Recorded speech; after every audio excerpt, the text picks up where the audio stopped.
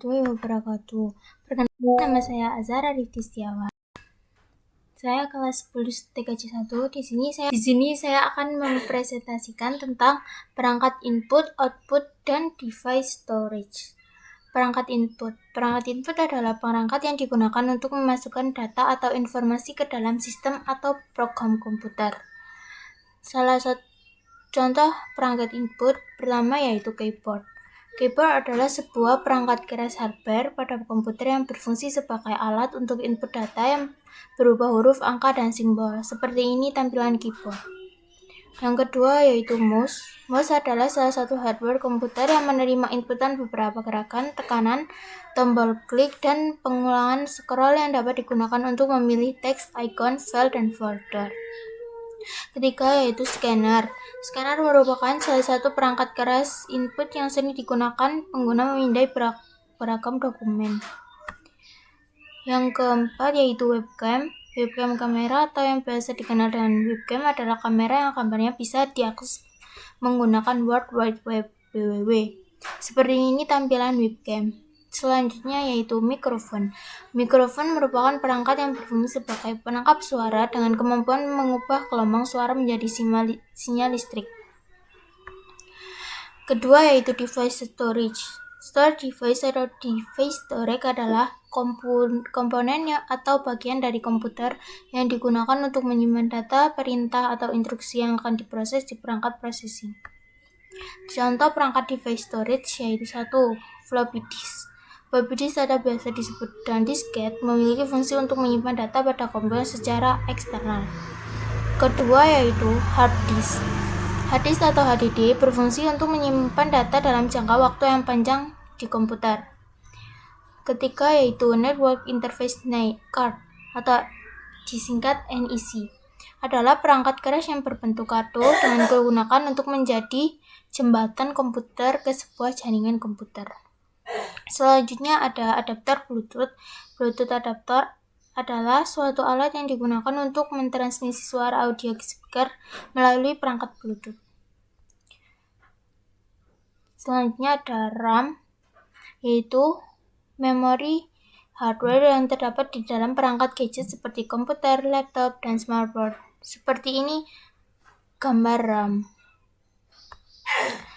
Selanjutnya ada ROM, yaitu read-only memory, perangkat keras yang dipakai sebagai media penyimpanan data pada komputer yang sifatnya permanen.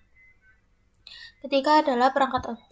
Perangkat output yang dapat didefinisikan sebagai sebuah perangkat yang menampilkan keluaran atau hasil pemrosesan data mentah yang telah dimasukkan melalui perangkat input.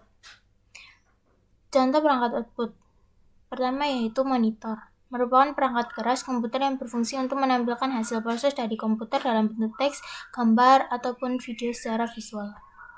Kedua yaitu speaker.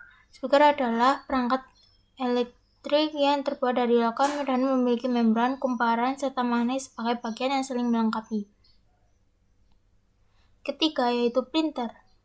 Printer pencetak atau mesin cetak adalah piranti yang menampilkan data dalam bentuk cetakan, baik berupa teks maupun gambar di atas kertas. Selanjutnya ada amplifier, merupakan komponen elektronik untuk menghasilkan stereo yang cukup jernih. Selanjutnya ada proyektor, adalah perangkat optik yang memproyeksikan gambar ke permukaan, biasanya layar proyeksi.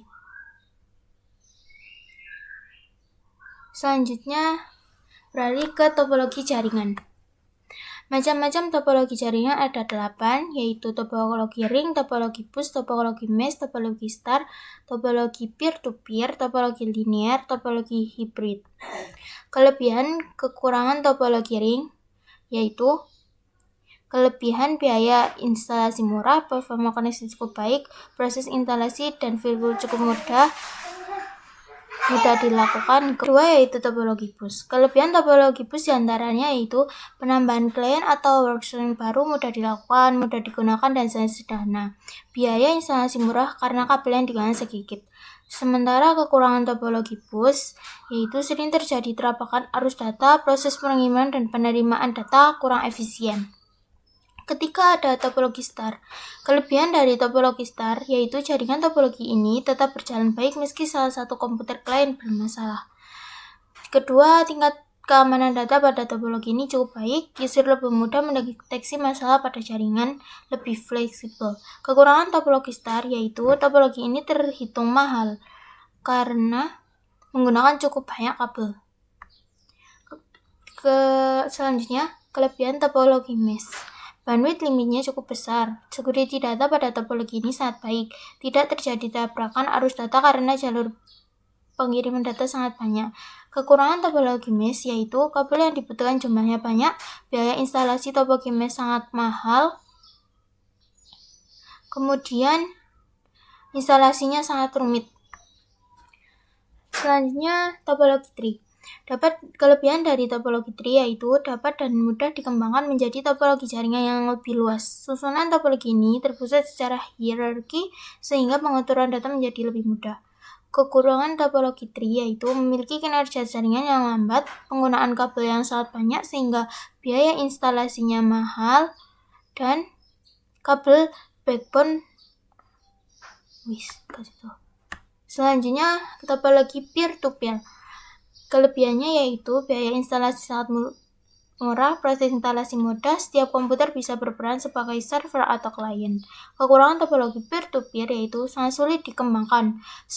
Security dalam topologi ini sering bermasalah. Selanjutnya ada topologi linear. Kelebihan dari topologi linear yaitu mudah dikembangkan, penggunaan kabel